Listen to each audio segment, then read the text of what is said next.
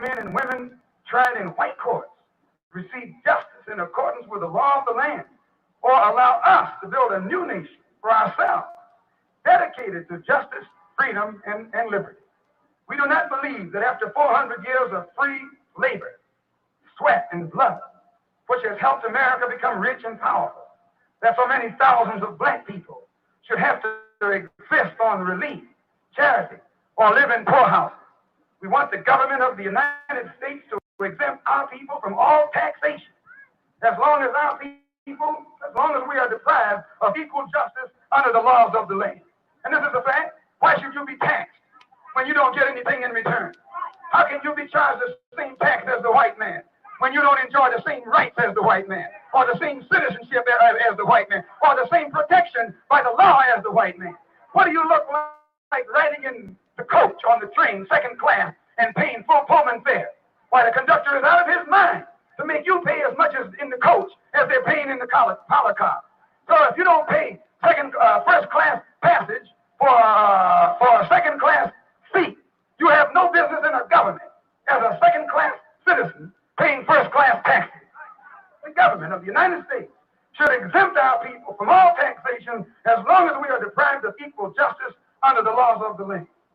We believe that intermarriage or race mixing should be prohibited, and it should. We are against intermarriage. We don't want to see any black man with any white woman, and no white man with a black woman. Let the white man have his white woman, and let the black man have his black woman. And when you find these black women running around here, sneaking around with white men, catch them, straighten her out. I should say straighten her up and straighten him out.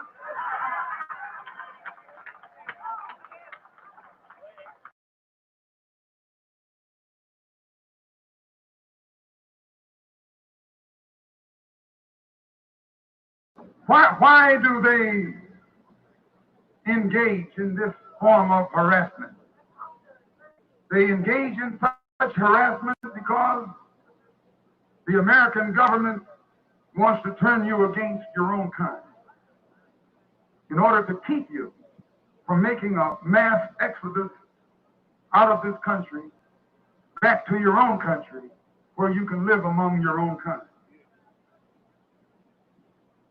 So the American propaganda is designed to make you think that no matter how much hell you catch here, you are still better off here in America than you would be elsewhere. This is their trick. They want you to think you have no place else to go. And many of our so-called Negro intellectuals who pose as our leaders and our spokesmen actually believe that our people have no place else to go. And so this type of leader can only offer a solution designed to make us stay here and continue to catch hell patiently in the hope that someday the white man will have a change of heart and recognize us too as human beings, and then accept us into his white society. You never will have peace here. You never will have security here. You never will have hospitality from white people here. You'll spend another 1,000 years exposed to the hypocrisy and false promises of the white man. This isn't hate. If you pick up the paper tomorrow and they repeat anything that was said, watch how they say it. Let me show you how tricky he is. Number one, he'll tell you about 200 people was out here today. Now, what do you say? They can be 10,000. He'll say 200. Because he don't even want you to think that anybody will listen. They took a census in Newsweek magazine, white man. And by the way, your white man who owned the magazine blew his brains out last week. Yeah, he did.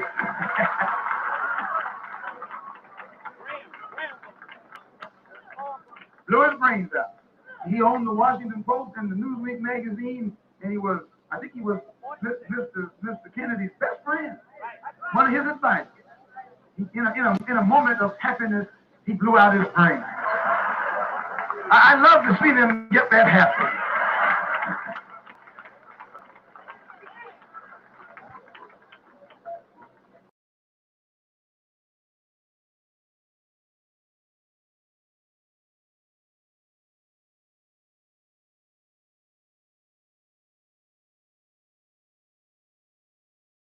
And our beautiful brothers, the Mau Mau,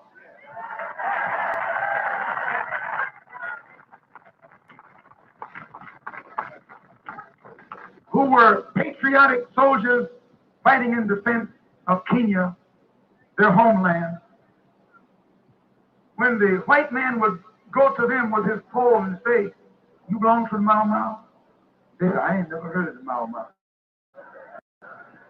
You know, the white man is so naive. He actually expected that African to tell him that he was one. And the one who so faithfully told Boss, "I never heard of him, Boss," he got Boss's head when Boss went to bed.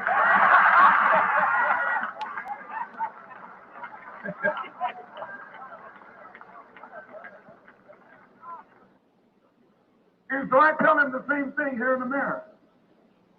When he run around asking black people, "Are you a Muslim?" our people say, "I never heard of him, Boss." And that's what he wants to hear. Tell him just what he wants to hear.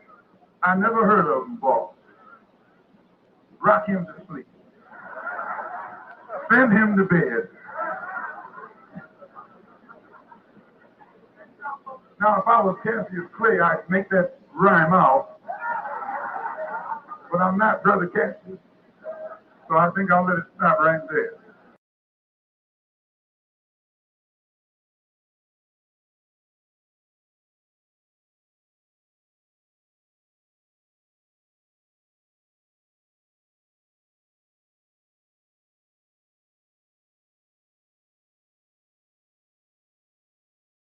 You know, they call this hate teaching. This is not hate teaching. This is love teaching. Right. If I didn't love you, I wouldn't tell you what I'm telling you. That's right. I wouldn't stick my neck out. I wouldn't take the chance. Yeah. Well, don't you know that old blue-eyed thing stands around here just waiting for me to say something that he can put me in jail? I make sure that everything I say is the truth, the gospel truth. And once I know it's the truth, I'm going to tell it if it costs me my life. So this isn't hate teaching. This is love teaching. This is love talk. We love you, but we don't love him. We want to unite with you, but we don't want to unite with him. We recognize you as our brother, but we don't recognize that old blue-eyed thing as our brother. Let him go on and be a brother to himself.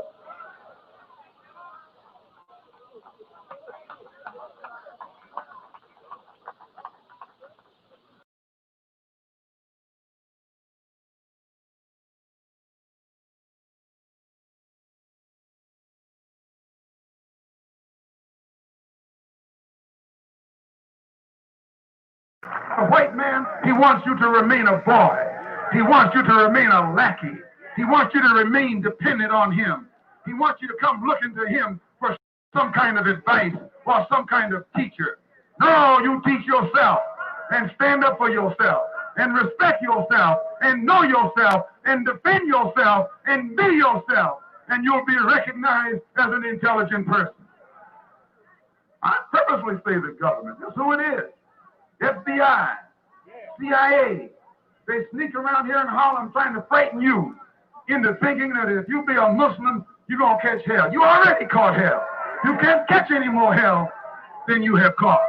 No, anytime you live in a government where its Federal Bureau of Investigation will spend its time running around here trying to frighten Negroes into thinking that they will be chastised for becoming Muslim, for accepting the religion of Islam. That government has fallen to a low level. Anytime, and the FBI does it. The FBI walks around here asking questions, trying to frighten somebody. They ought to be told this is a new day. Nobody afraid of any FBI.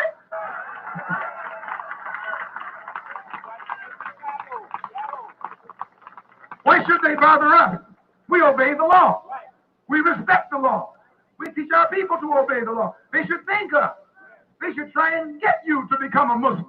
But they don't want you to be a law-abiding person. They don't want you to be a respecter of the law. They want you to be a criminal. They want you to be a lawbreaker. They want you to be immoral so they'll have an alibi to come in and bust your head with their club.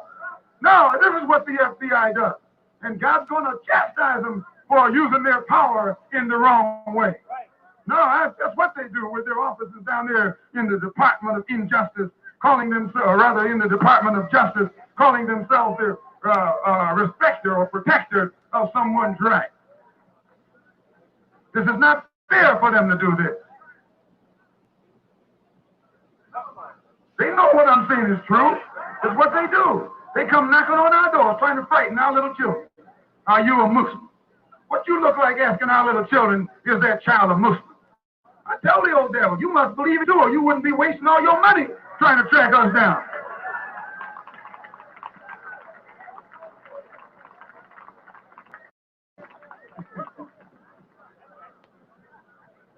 One of those old blue-eyed things had the nerve to, a couple of years ago, to go to Philadelphia and tell the Muslims. They said, Brother Malcolm is talking about white people, and he's in New York living with a white woman. Imagine this. I told the brothers, next time the FBI come and tell you that, you tell them that if I'm in New York living with a white woman, it's his mother.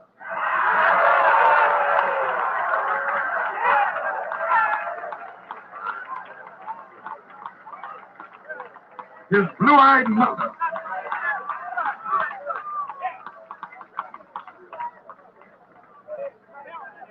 And since she's living with me, as he says, I can tell him what his mother is like, what she does, how nasty she is, how dog-like she is. Yes, you tell him that.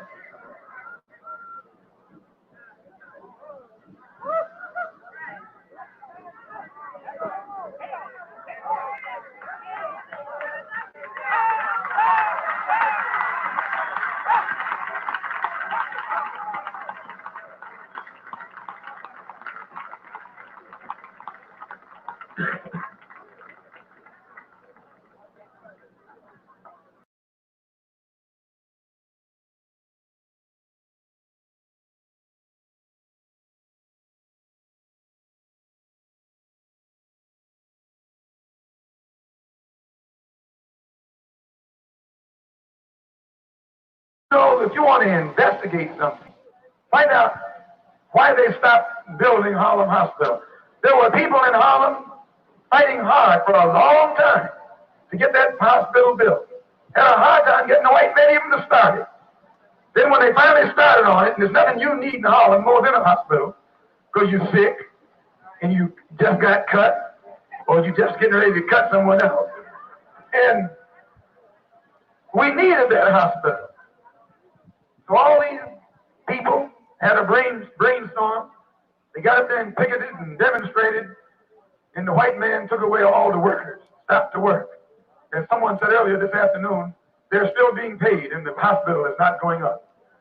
Your money, the money you pay out in taxes, is paying the white construction workers who are sitting at home doing nothing. This is some brainstorm that someone got off the track on. When they tried to stop the construction of the hospital in Brooklyn, couldn't stop it. Because that hospital is for white people primarily, and you are not going to stop construction where the white man is to benefit. The only thing you're going to stop is something right here in Harlem.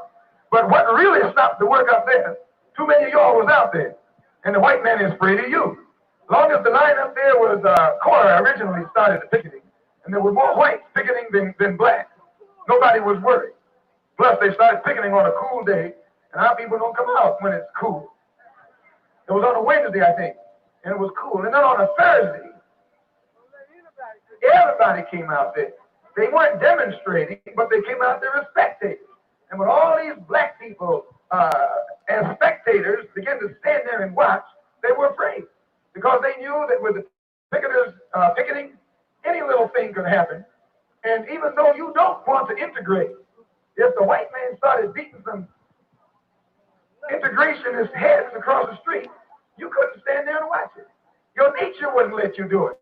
And this is what would make you explode. He knows that. So he stopped the building of the hospital, but they have not been successful in bringing a halt to any other construction in the city of New York outside of Harlem. So if they really meant good, they could have stopped that building over there in Brooklyn. That you can bring a halt to all the construction in New York City if those preachers are really for real. All they got to do is take all their congregation and take them down to Times Square. Tie it up. Now, I'm not talking Muslims are going to do this, but go and do something. And don't care what it costs. Don't care what the penalty or the price is. When you know you're right, you're right. And if you're not willing to go all the way, don't even start. Get on out of the line. Get on out of the battle. And that's another reason why we don't pick it with.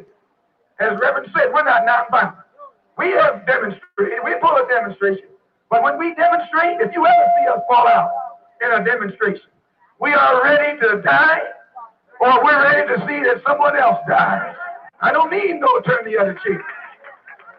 This is the only reason that we don't become involved in these nonviolent demonstrations. It's not fair to walk up to a man nonviolently and he got a club in his hand. You're out of your mind. So you should check and find out what started, what stopped, who is behind. And one of the leading men I saw out there that day was a white man named Herbert Hill. Herbert Hill is the labor secretary for NAACP. Now, Herbert Hill, a white man holding a top position in the NAACP, can come to Harlem and stop the building of a hospital that's for the benefit of black people. If that white liberal really has your welfare at heart, let him go downtown and stop some of these other construction sites. And until these white liberals, or white people who call themselves liberals, can go into their own neighborhood and stop construction, don't let them come in Harlem and start telling you what to do. No, when you want them, if they want some action, you give them some action. And you'll bring about a change in your whole, in the entire direction of your program and of your struggle, and you'll get a job done. We want every black man and woman to have freedom, the freedom to accept or reject being separated from the slave master's children and establish a land of our own. And this is what he says. Give all of us freedom of choice. First, give every one of the 20 million black people in this country an opportunity to hear the truth. Let them be taught the truth about the white man and the truth about the black man. Let them be taught the truth about God and the truth about the devil. Let them be taught the truth about heaven and the truth about hell. And once they know the truth, then give them a chance to make a decision. But don't take this poor, dumb, deaf, and blind, ignorant, brainwashed, so-called Negro and ask him what he wants. He doesn't know what he wants. And because he doesn't know what he wants, he tries to integrate with a blue-eyed wolf. Don't you know anytime you see some sheep trying to integrate with wolves, those sheep are sick. Those sheep are out of their mind. And a sheep got more chance with a wolf than you got integrated with a white man. Why, a wolf can't be as hard on a sheep as the white man has been on you here in America.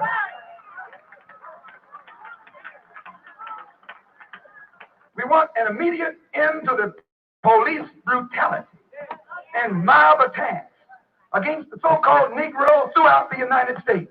Yes, a complete end to the police brutality and mob attacks that our people are confronted by every single day, every single week, every single month, every single year across the land. Brother, show me those. You got those pictures? Brother, grab that picture of Brother Ronald. Let me show you what I mean by police brutality and mob attacks. Come over here with that. Here is a man, a Korean vet. This is a black man, a Korean vet. Went to war in Korea fighting for America. Risked his life fighting for America. And came back to this country and was shot down by the white man like a dog.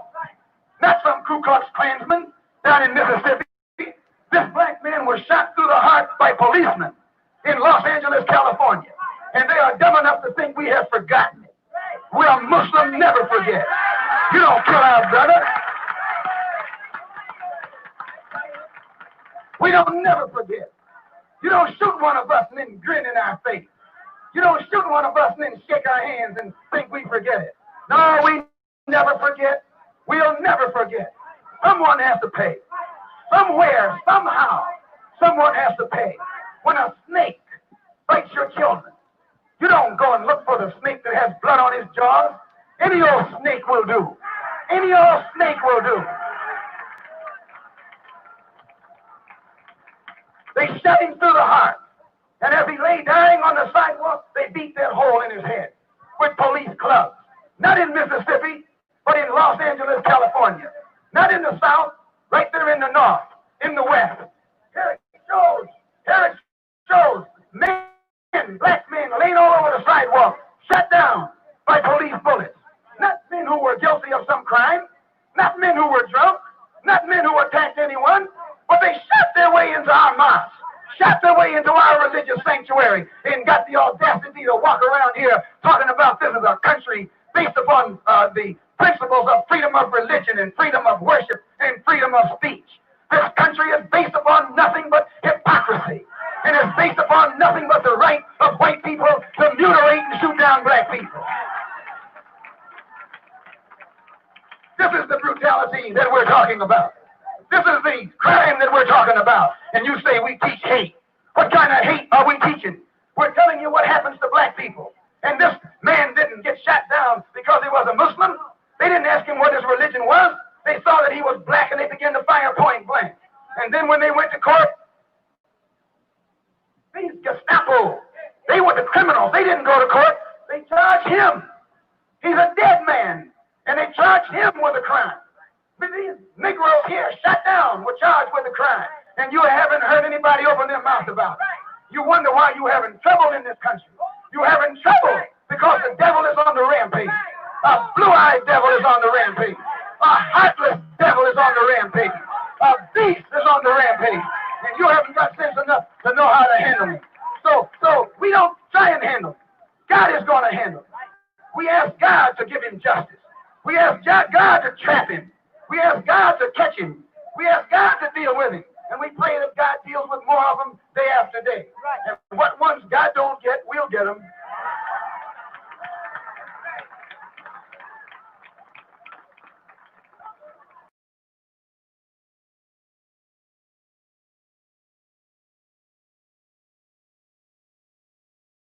We believe this is the time in history for the separation of the so-called Negroes and the so-called white Americans.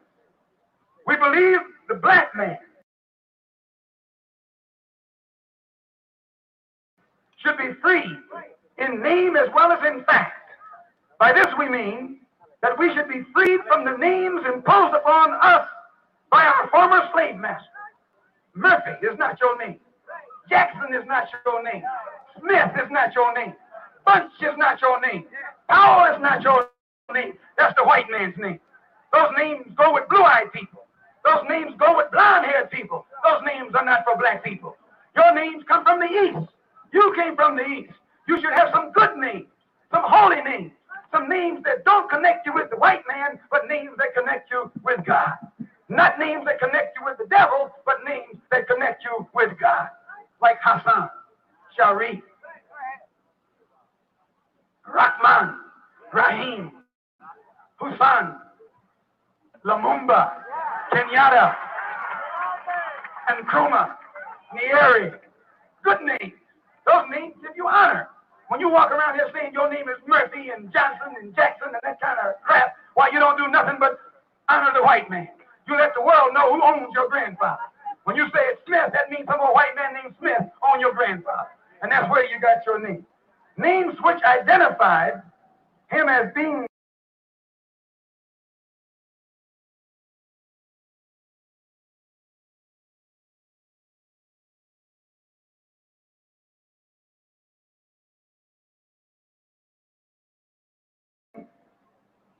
the slave master's slave.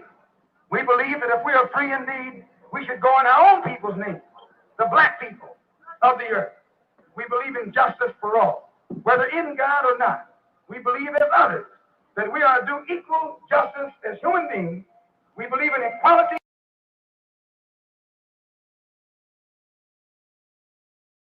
as a nation of equals. We do not believe that we are equal with our slave masters in the status of free slaves. What that means, you and I can't walk around here saying we're equal to the white man.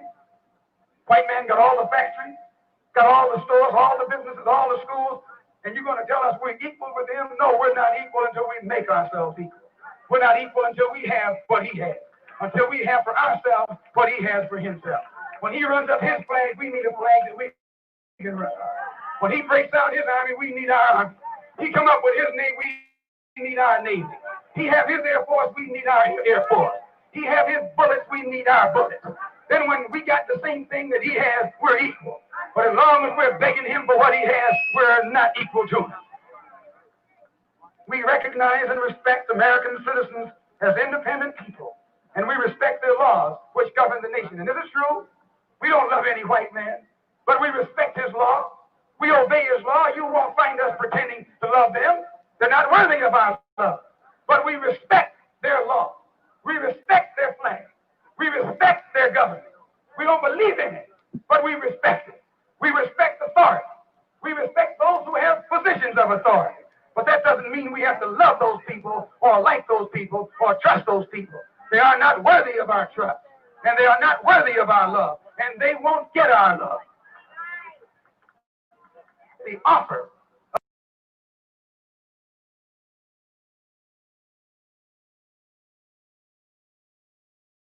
of integration is hypocritical and is made by those who are trying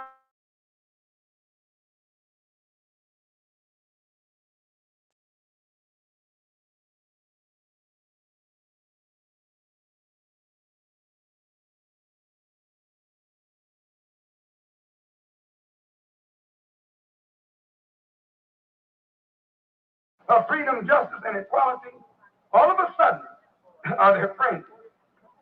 Furthermore, we believe that such deception is intended to prevent black people from realizing that the time in history has arrived for the separation from the white people of this nation.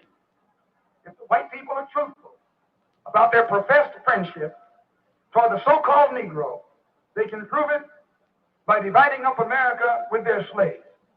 We do not believe that America will ever be able to furnish enough jobs for her own millions of unemployed white people, in addition to jobs for the 20 million black people.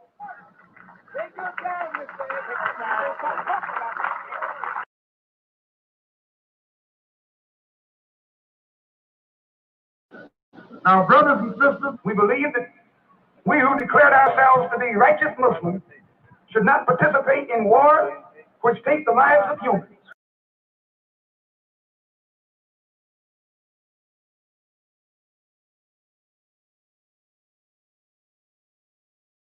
As Muslims, we don't go to war. We don't get drafted. We don't join anybody's army. We don't teach you not to go because they put us in jail for sedition.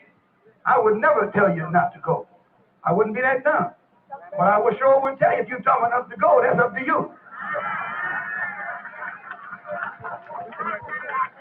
If you're dumb enough to fight for someone who means you no good, if you're dumb enough to fight for something that you have never gotten, if you are dumb enough to be as dumb as your other brothers who went into Korea and came back and still caught hell, if you're dumb enough to follow in the footsteps of your older brothers during World War II who fought all over the South Pacific, like Isaac Waters, and came back here to this country and got his eyes punched out by police right here in this country, if you are dumb enough behind what you know about the white man today to let him stick his uniform on you and send you overseas to fight, well, you go to hell on and fight.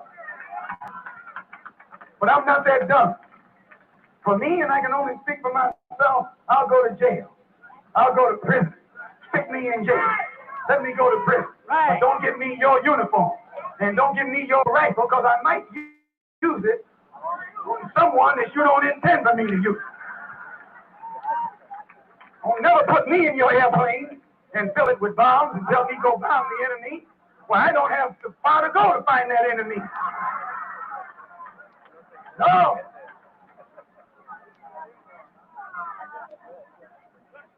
We do not believe that this nation should force us to take part in such wars, for we have nothing to gain from it, unless America agrees to give us necessary territory wherein we may then have something to fight for.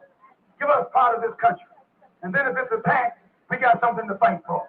But the days are gone when you think you can draft this little black man who's sitting up here in the slums and ghettos of Harlem, who receives nothing but the worst schools and the worst education, who can't even get a decent job while that cracker is out of his mind. If he thinks our people are dumb enough to go running after him today into some kind of war that he's going to instigate and start for his own mercenary benefit. Those days are over. We believe, yes, let him fight his own war. Let him fight his own battle. If you and I can't fight in Mississippi, we got no business fighting over someplace else. If we're going to be nonviolent at home, we're going to be nonviolent abroad. We believe as the women of other nationalities are respected and protected.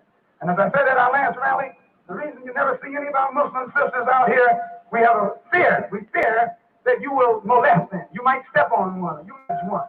And when you put your hand on a Muslim sister, we are obligated by our religion to let your head roll in the street. We are obligated. We are religiously obligated to take the life of the man who disrespects our women.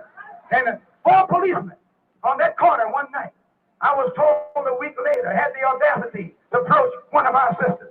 And I think that the word should go around that this is the wrong thing to do. This is a dangerous thing to do. In fact, it's dangerous anywhere in Harlem today for a white man to show disrespect to a black woman. It's dangerous for the white man to do this.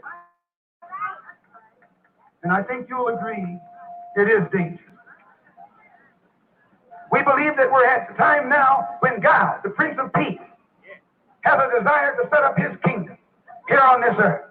But we do not believe that God can establish a kingdom of peace until he first removes from the planet the warmonger, the war maker, the troublemaker. So today, we believe religiously that God is after the white man, that God is rounding them up, that God is bringing them together, dumping them all in one spot for the sole purpose of casting all of them into the lake of fire. We religiously believe that when you read the book of Revelation, and it points out in there about the beast in the last days that was cast into the lake of fire as Muslims, we believe that this means none other than the American white man. We believe that his future is a fiery future, a future in which he will be enveloped in the flames that will stem from God's wrath. And because we believe this religiously, we respect him, but we don't have any desire to be integrated with him. We want to be separated from him. We want to please God. We want to get on God's side, so God will be on our side. We want to make ourselves acceptable to God. We don't want to make ourselves acceptable to the white man. We're not trying to impress the white man. We shake his hand, we show him respect, but we're not trying to make no love with the white man. Let him love his own kind and let us love our own kind. Let him unite his own kind and let us unite our own kind. Let him live in his neighborhood and let us live in our neighborhood. Let him run his community and let us run our community. If the white cops are going to be in the white community, let us have some black ones. Let us have some black precincts. Let us have some black merchants. Let us have some black stores. Let us have something black in a black community. We are tired of looking into the face of these blue-eyed exploiters who are taking advantage of our people.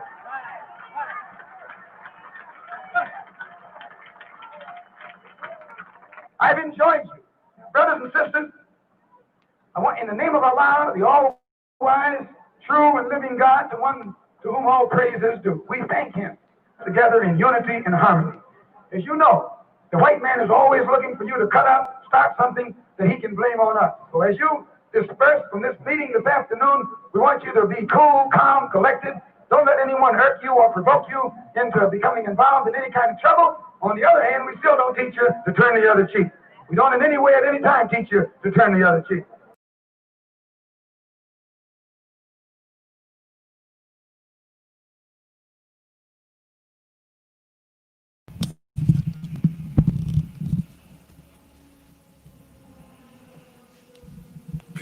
Peace, and Black Power, family. Welcome to another episode of the Black Survivor Die series. The choice is yours, broadcasting live every Warrior Wednesday, 7 p.m. Eastern Standard Time by the National Minister Defense of the Black Riders Liberation Party under the leadership of our 5-star General Taka Wolverine Shakur and the National Deputy Field Marshal of the New Black Panther Party for Self-Defense under our modern-day Queen Zinga, National Chairwoman General Crystal Muhammad. I speak of none other than our modern-day George Jackson, Minister King Samir Shabazz. I'm here to say a few words and we are going to wrap up this class. Uh, the minister is caught up in the situation, and he's dealing with it to the best of his ability. So he asked me to stand in for him for a moment and to impart some information. So my message today, on the day of wisdom God, all being born to born, and born is to bring into existence either physically or mentally. So this survive or die class was born out of the conditions that were associated with our inability or unwillingness or our ignorance of learning how to survive, learning how to live off the grid, to introduce or reintroduce these concepts of mastering minimalism, mastering your environment, mastering those elements of nature, getting back in tune and into the flow of our natural inclination before the mental, emotional, psychological, and physical infiltration of our enemies, who introduced us to a death style that we brought on as a lifestyle. They introduced into our thought stream, because born is to bring into existence either physically or mentally. Introduce mentally what we manifest physically as a death style, as a hoarder, as a consumer, not as someone who is responsible for the manufacturing of our existence. So we became interdependent on the creature comforts of our enemies, and we remain at the behest of our enemies in regards to seeking adjudication and an intervention in our affairs. So this survive or die, the choice is your series, was dedicated and founded on these principles of a lifestyle that the National Minister of Defense, Minister King Samir Shabazz, leads. He lives this lifestyle. He has a proven track record over 30 years, and he brings this information and experience, real life experience, to us weekly. So immediately from our times and trials and tribulations together, it was necessary that out of that dissatisfaction, that a series like this was birthed. So many of the people took the dissatisfaction and they used this as an excuse to distance themselves. Took a love for African people and a hatred for our enemies as an excuse to distance themselves. So now the question becomes, what are you born into existence out of your dissatisfaction? What are you born into existence physically or mentally out of this dissatisfaction? So we're looking at the landscape of a reality that we know all too well. So now we're looking for justice, and justice is your penalty or reward depending upon your ways and actions. So where's the penalty for the transgressions against our people? Where's the penalty? And where's the reward for the ones who rise to the occasion to dispense justice, to restore order? This is the mind frame in psychology and in insurrection spirit that we operate from. Things are out of balance. Things are in a chaotic type of place. So who are the helpers to bring things back into balance, into focus? And what is their duty? And who is responsible for ensuring that those dispensers of justice and order are taken care of, and their families are taken care of in the event of their demise, about the duty of bringing and dispensing justice. If you say ain't no justice, it's just us, then all we have is us. Shout out to my brother Boom from 300 Gangsters. We all we got, we all we need. That's a true statement. That's a true statement. All we will ever need is us. So to orient the mind to think about longevity, to think about success in the future, to orient your mind, your body, and your spirit, is to find in the midst of that calamity the warriors who are willing to wage war for our survival. This is what this class is dedicated to. This is who this class is dedicated towards, and the support elements that come along with it in order to bring these things into existence, so they go beyond theory, they go beyond lip service. So this is an orientation class of sorts that has been dedicated for the last 5 years to our survival. So we here every week, come hell or high water, 7 p.m. Eastern Standard Time. So we implore you to look for those warriors and look for those who support the war effort to come here and commune with us and bring your talents, bring your skills, bring your capabilities, so that we can glean from them and we can become better warriors. So with that, I say I be Foudier, Black Power, and in the words of our minister, I love you more than you hate your black self. Black Power.